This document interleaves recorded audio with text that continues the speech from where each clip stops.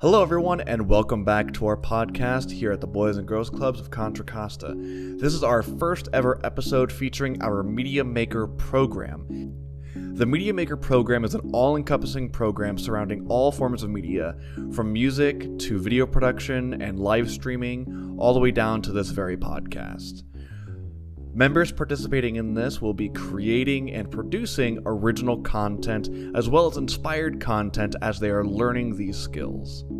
Throughout this program, members will be practicing safe online practices, such as using their first name only or using a stage name in place of it. Members will also not disclose any school information, such as the name of their schools, or any staff that may work at these schools, as well as information about their classmates. With that out of the way, I want to welcome you to our first ever podcast featuring our Media Maker team here at the Boys and Girls Clubs of Contra Costa.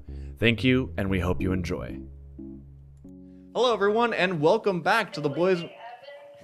What the heck? That's okay. I gotta have my walkie on for Perfect. safety, or if someone has to go home or anything comes up. Weirdest timing. I know, right? So anyway, welcome back to the Boys and Girls Club of Contra Costa podcast. This is our first member podcast. I am joined here by three other members. A fourth one is going to be doing all the technical switching behind me. And I'm going to let them all introduce themselves, and I will speak for the one that is technical director. So first back here for tech director, we have Grant. This is his first time doing switching and recording and monitoring our audio. We're now going to go over to our first one. So why don't you go and introduce yourself? Hi, my name is Lunar. Alrighty, and next up? Hi, my name is Kaden. All right, and next up? Hello, my name is Zara. Alrighty. So we're going to get right into it with our first part of the podcast, and I want to ask y'all, what was the most challenging part of your day so far? What was the most challenging part? We were talking a little bit before the podcast that some stuff came up. You want to tell us what was going on? Maybe in school there's something called a tardy sweep, and like if you tardy, all the doors get locked and you get Friday school. Oh no, I never had that when I was over there. I was in PE and we had to do badminton, and we were working on our short serves, and then we were trying to put up the net with my friend, and then I was trying to do it, and I kept telling my friend to put it tighter and tighter, but it took us a little bit of time, and then my teacher told us that we were doing it wrong and I was doing it right. Oh no. The same teacher who was talking about started yelling at my class for sucking so much. My next question, which is kind of more of a fun one, is would you rather spend a week in the forest or a single night in a real haunted house? I would probably stay in a forest because I like going camping, and I would just be able to go camping and have fun. There you go. I would rather be in a forest because I don't really like scary things, and when my sister scares me, I jump even though I know she's there. But I go camping a lot, and the last 1 week trip was not a forest, but I was in Death Valley. Oh, that's a trip I always wanted to go on. I'm definitely going in the haunted house. One, because I'm definitely a risk taker, and two, if I survive it, I can say I survived a real haunted house, and that's definitely a massive flex. You can still die in a forest. But it's one night, which would be about 8 hours compared to a week in the forest. Personally, I would also pick the haunted house. Here we're going to get into the next kind of serious question, okay? And this one's about here coming to the club. And as you all know, I've been an alumni here myself, and I've been in your shoes. And now I'm a mentor to all of you and to others here. So one of the questions that I have, and I'm sure some of the other staff have as well, that we don't always get the perspective of, is what are your expectations when you come to the club?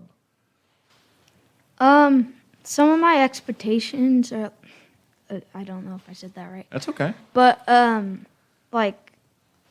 to get video games and snack and all that. All right. My expectation is, there's always something fun to do here. And then another thing is I always expect Zara to be here. It always disappoints me when she's not. I know that feeling when your friends don't show up and it's like, oh, Yeah. it ruins your day.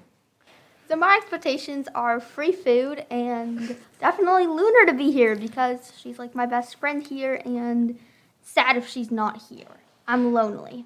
How has the pandemic affected you at school or here at the clubhouse? How has it affected you? Because it's affected us in a big way. When we're going on 3 years now. Can you believe that? Definitely not. I remember in 3 the beginning of years. it said it was Sorry, we just have our CEO checking in on us right now. Go ahead. I remember in the beginning of it, people said, "Oh yeah, it's only going to be like a 2-week thing, right?" We were all like, it's not going to be much. It's just a little bit of break, not really anything. Well, look where we are now. 3 years and definitely masking. Some of my friends double and even triple mask sometimes. Mm-hmm. Lunar's one of them. Hey, it's better to be safe than sorry, right? Yeah. Yeah. I gave up today. What do you mean? Double masking today. You double masking today, not triple masking? I need to wash my cloth mask. Oh, okay. A challenging thing is like when online school happened, I had like all D's and C's. Mm-hmm. And right when I got back to school, I started getting better grades and all that. So I kind of want to explore that a little bit. Is what about the remote learning affected you compared to doing it in person? What made it difficult for you when your grades dropped? What happened? I think my old teachers like expected us to do stuff that she didn't explain. Like she would tell us to do this one thing, but she wouldn't tell us there's another thing to do first or after. So it was really confusing. Yeah. I can see that. Can I say something about that? Absolutely. I was like literally the opposite, actually. Really? So distance learning, I was getting like all A's, straight A's, and then as soon as I was like coming back, it's now A's, B's, and C's, and actually an F right now. Oh no. Oh, well, when we first went to distance learning, that was in 5th grade. Mm-hmm. I mean, that was okay. I mean, 5th grade was easy. But then 6th grade, like, the first quarter was, like, okay. Like, I got a B in math, but then I, like, made it back to an A. And then after that, I just started giving up and getting distracted by YouTube. Yeah, I can definitely relate to that. Even in my college classes, when we were switching from in-person to distance, and at the time I was in the advanced studio class, learning how to do all of this. So imagine having to do all of this remotely and doing a live production. It was very challenging, so I definitely relate to all of you on that. All right, I think that will conclude our podcast this session. Thank you all for tuning in. Make sure you tune in next Friday for our next episode. Thank you, everyone, for watching. Does anyone have any final remarks before we sign off for the day?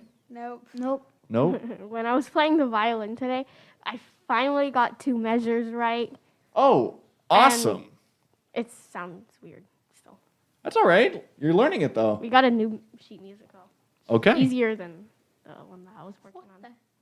Alrighty, and that concludes this podcast episode. We'll see you all next time. Bye, everyone. Cough Bye. drop.